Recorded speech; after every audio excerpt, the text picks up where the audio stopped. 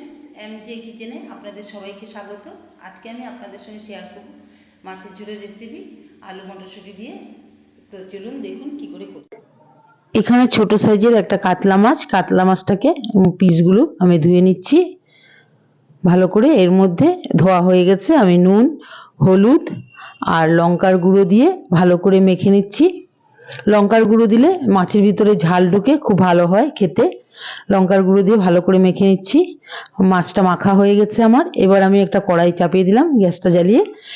গরম হতে হতে কড়াইটা আমি মশলাটা করে নেবো। এখানে একটা পেঁয়াজ ছোট সাইজের দিলাম, 4টা কাঁচা লঙ্কা, একটা টমেটো, 1 চামচ জিরের গুঁড়ো, আধা চামচ, চা চামচ আধা চামচ ধনে গুঁড়ো, সামান্য জল দিয়ে এটাকে আমি ভালো করে পেস্ট করে নেব গ্রাইন্ডারে। এটার মধ্যে আমি কড়াইটাতে সরষের তেল দিয়ে দিলাম। এখানে 5 পিস মাছ রান্না করব। 5 পিস মাছ এখন আমি ভেজে তুলব।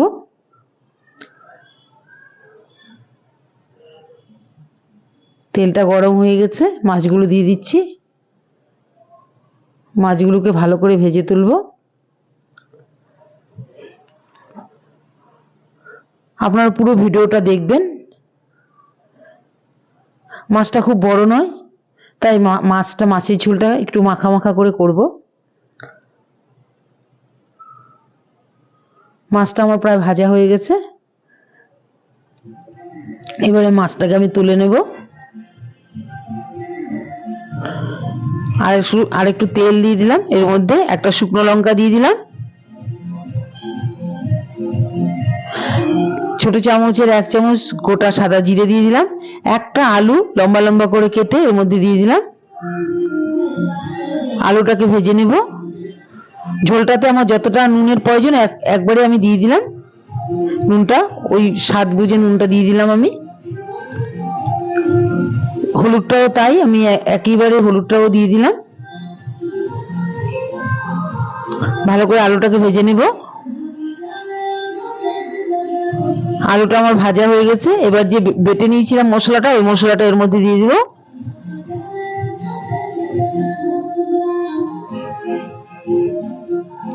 মশলাটাকে একটু সাঁতলে নেব। এবারে আমি এটা কালার করার জন্য এখানে আমি ছোট চামচের 1 চামচ কাশ্মীরি লঙ্কার গুঁড়ো দিয়ে দিলাম, তাহলে ঝোলটাতে ভালো কালার আসবে। এর মধ্যে আমি এই পরিমাণে মটরশুঁটি দিয়ে দিলাম।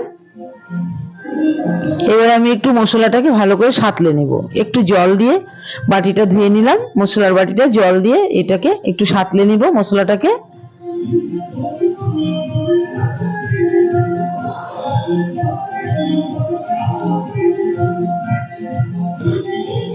মশলাটা প্রায় আমার সাঁতলানো হয়ে এসছে।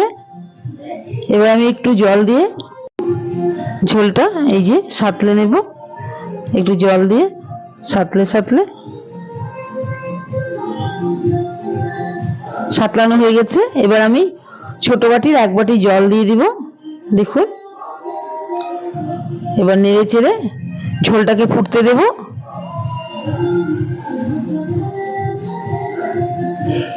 ঝোলটা আমার ফুটে উঠেছে। এবার আমি মাছগুলো এর মধ্যে দিয়ে দেব।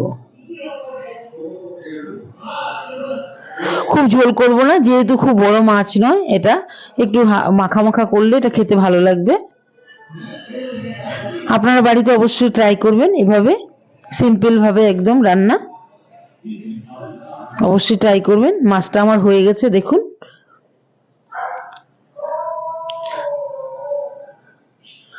আপনারা আমার রান্নাগুলো যদি ভালো লাগে আমার চ্যানেলটাকে অবশ্যই দেখুন। মাছটা হয়ে গেছে, অবশ্যই চ্যানেলটাকে আমার সাবস্ক্রাইব করবেন, কমেন্ট করে জানাবেন কেমন হয়েছে। দেখুন মাছটা আমার হয়ে গেছে। এবার আমি মাছগুলোকে নামিয়ে নেব। একদম গামাখা হয়েছে। আশা করি খেতে ভালো হবে। আপনারা একবার ট্রাই করবেন, তাহলে আপনারা বুঝতে পারবেন যে কেমন হবে। সিম্পল রান্না, কিছু এমন তেল মশলা না। একবার বাড়িতে আপনারা অবশ্যই ট্রাই করবেন। আশা